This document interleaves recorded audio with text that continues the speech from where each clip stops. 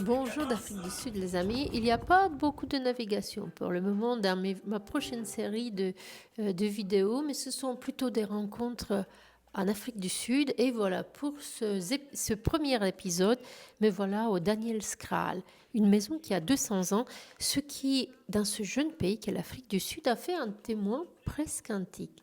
Ce relais de poste, autrefois refuge de caravanes traversant la péninsule d'est en ouest à travers les montagnes, dans ce qui était à l'époque la seule route possible pour traverser ce lieu, respire encore le paysage, du temps et des hommes, vous allez le voir dans l'interview qui va suivre. Autour, le Karoo s'étend, vaste et silencieux, semi-désertique mais foisonnant de vie.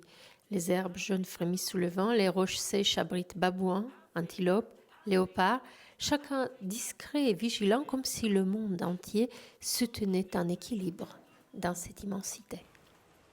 La ferme ici, au milieu de cette aridité, est une véritable oasis parce qu'ils ont une source d'eau claire, une oasis où foisonnent fleurs et herbes tendres comme un petit miracle de la vie au cœur du Karoo. C'est pour découvrir ce lieu et pour entendre l'histoire de la propriétaire Celia Hayward que je suis venue. Assise sur le seuil en attendant qu'elle arrive, je contemple ce contraste saisissant, la sécheresse du pays et cette île de vie, l'ancienneté des pierres et la vitalité de l'eau. 200 ans ici n'est rien et tout en même temps. Fermez les yeux, imaginez le Kraal il y a bien longtemps, lorsque d'autres aubergistes tenaient le lieu, lorsque les caravanes s'arrêtaient. J'ai trouvé des caravanes, elles sont toutes flambant neuves celles-ci, donc je n'ai pas pu m'empêcher de demander à Celia qu'est-ce que c'est que ce lieu et qu'est-ce que peut y faire une si jeune et si jolie jeune femme au milieu de nulle part. Et quand je dis nulle part, c'est vraiment nulle part. Celia Hayward, hello. Hi, nice to be with you. Thank you. You have a farm in Africa. Correct. How such a beautiful girl who look like, I don't know, just arrived from Stellenbosch, for example, can live here in the middle of nowhere? It's what we call in South Africa, here close to Cape Town, the Karoo. I say that for my French followers. What is the Karoo? Let's start it with the beginning. Where are we here today? We are in the Klein Karoo, which is part of the Western Cape in South Africa. It's about an hour and a half from George Airport, and it's in between two mountain ranges. So on the coast side, it's the Outeniqua mountain range, and on the other side, it is the Swartberg mountain range. I think I read the farm that you just bought a few years ago, who has almost 200 years old, was already a passage in between the western and the eastern. That's something right. like this. It's a place to have a history, not just a farm. Absolutely. It's got a lot of heritage, a lot of history. It's the original road from the Western Cape, connecting Stellenbosch basically, or Cape Town, all the way to Grahamstown in the Eastern Cape. And the original ox wagon route is on this farm called Caledon Kloof. And why? Why? How one day you have the idea? Because today I came here just through booking.com to discover this place. I have several questions. It will not be a long interview. But when I arrived here, I told you have a farm in Africa because as soon as I arrived, it's not just the light. It's the way here I am in the cottage that I booked with you, but you also have the big farm, the house. And we feel like it's a kind of atmosphere of that movie with Meryl Streep, I think, and Robert Redford, we all dreamed about. And when I see you arriving here, so beautiful, and I don't know, I was very curious to know the story, to know why. Was that this place like this, or you are trying to make it like something which is so much Africa and keep this old style which is at the same, I don't know how to say it. It's not something you see today because we are all, we need comfort, we need clean, everything proper, brilliant. And you keep that, which is very charming, but you make a mix. It's a real, like if you really want to go in some 100 years ago, something like this. Exactly. I think it's a mixture of a few things. We run a safari operation that is out of Africa enterprise, basically.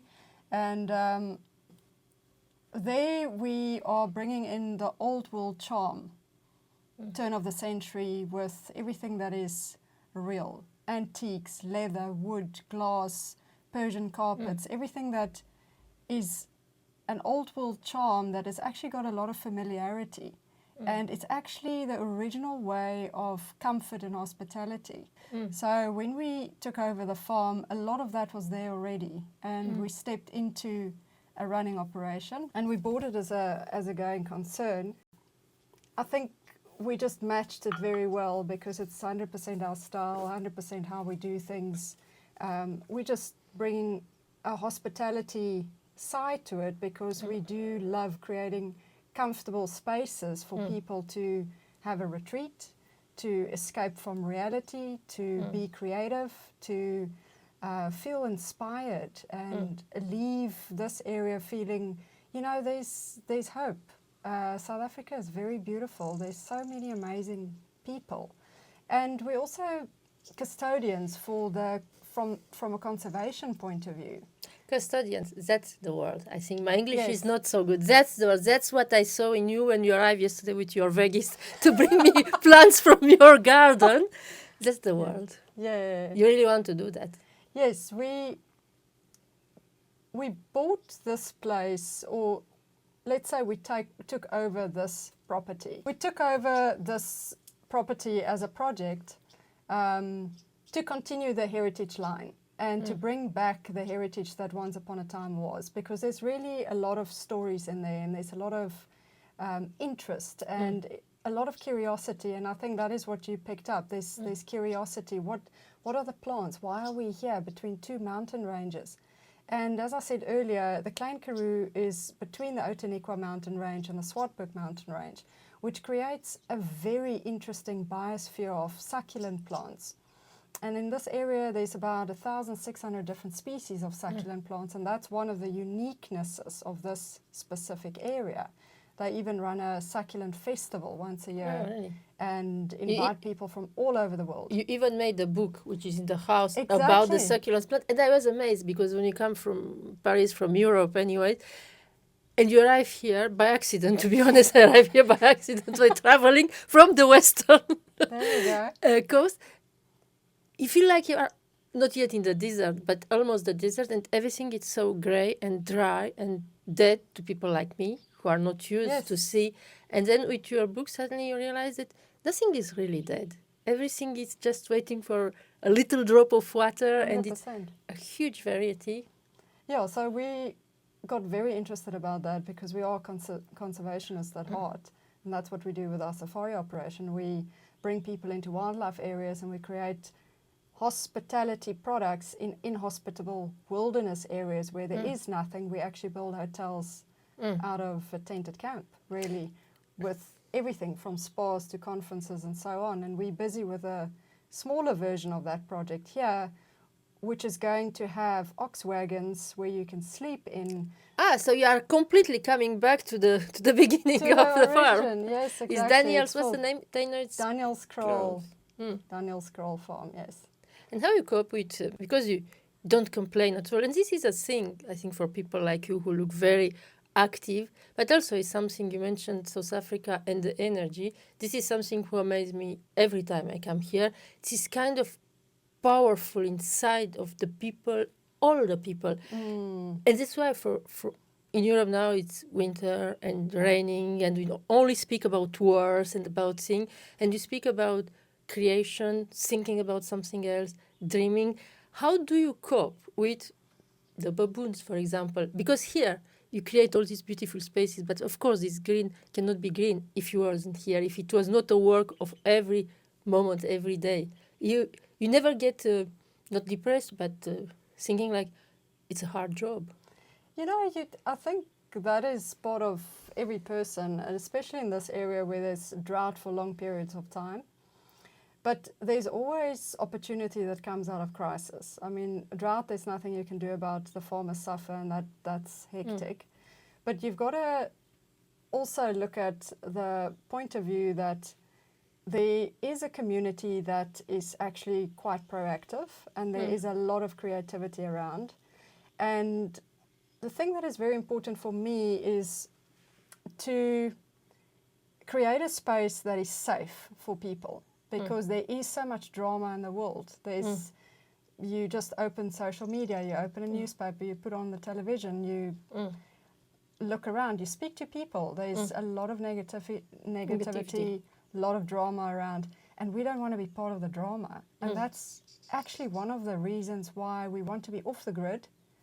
It feels like you're in the middle of nowhere, and we are bordering 80,000 hectares of Cape nature, surrounded by mountains, surrounded by wildlife, and you do need a safe space for people to go to and say, you know what, it's okay, it's going to be fine, because the person themselves always want to create. They want to unite with other people. They want to have a conversation. And if you can create that space where a lot of creativity and trade can take place, that's kind of the platform that we are creating.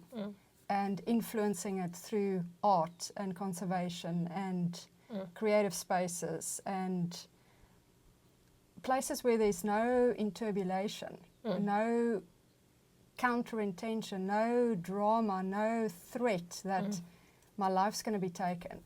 And I think if that is a space that people will naturally just expand with and attract other people. I think it's very important to not get negative. There's a lot of drama out there, there's a lot of negativity.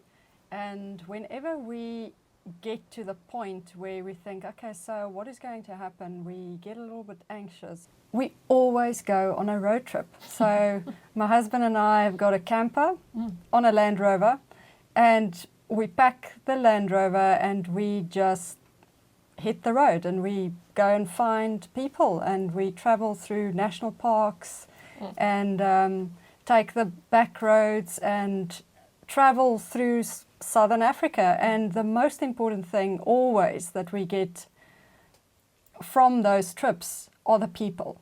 Every time we meet people in small towns, on farms, back roads, the guy that is herding sheep, the person who's picking fruit, the shop owners, the restaurant owners, the little B&B owners.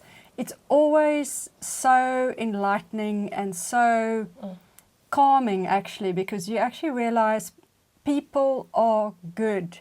They actually only want to make it go right. They want to have pleasure in life. They want to have joy. They want to bring their families together. They want to survive in a community that look after each other. And I think that is the trick. You've got to tap into communities that are proactive and communities that are willing to support each other and that bring different skills to the environment.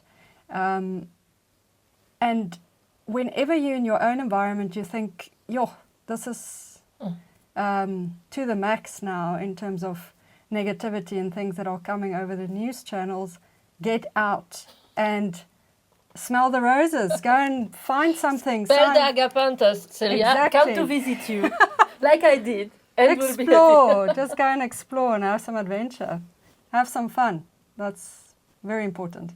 If I understand well, it's just the beginning. What I see here today, this cottage and the farm, the old farm, is just the beginning of a bigger project, because you are young and you are so creative. You need to find like the ox wagons or things like this. Yes, exactly. I think it's also going back to things that once upon a time was important for a lot of people. So we do a lot of our own things. We make our own yogurt, we make our own kefir, we do our own sourdough with ancient grains, we do a lot of fermentation, we grow in the tunnel and use all of that produce. And that's kind of the direction we want to go in, where there's so many skills that are being lost because everything is becoming so consumer driven and so fast and so convenient that people have almost forgotten where it How- all began Yeah. and what is really important. And that health at the end of the day is more important than Exactly. But how you, Anything else? let's arrive to our, how we met actually with Yes. these veggies. How you can, is permaculture, how you grow the veggies here? So we grow it in a tunnel. Heineken, okay. It's protected and baboon proof. I have a baboon, he was very in love with me today. There we go. He watched me for hours and hours. There we go. Mm. So yeah, so we did it in a very special way so that the baboons can't actually open it or get in. And we grow it in towers that have got pockets, pipes that have got pockets with the irrigation With system. irrigation. Okay, cool. So I have to come in a few years to see the Excellent. results of your veggie farm. There we go. It was really lovely to meet you, Celia, because of all this positive energy you have inside of you. I didn't ask you because I don't know if you'll answer it, but in France it's still January. So in France, all January we wish each other a happy new year. The first thing, instead of saying good day, hello, we say happy new Absolutely. year. We do So- the same. Yeah. So then, what I should wish you for this new year? What? You have the farm, you have the mountain, you have the projects.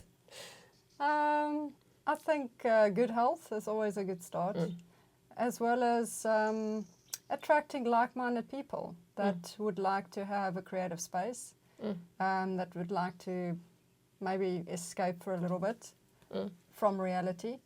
I think networking with people that are like-minded are always beautiful. So that's what I'm wishing for this year. Just a lot of like-minded people to flourish and prosper, actually. And enjoy the products that we are creating. We are going to create a beautiful shop. We are going to Okay. start honey production. So we've moved all our beehives here already. So there's a lot of other things that people could get involved in. And I think that is going to be exciting. Okay, I wish you all that, and the writer coming here by accident who will write the story of how you arrived to that, because that's a story for someone else. Beautiful. Thank you, Celia. There we Thank go. you. Thank you so much.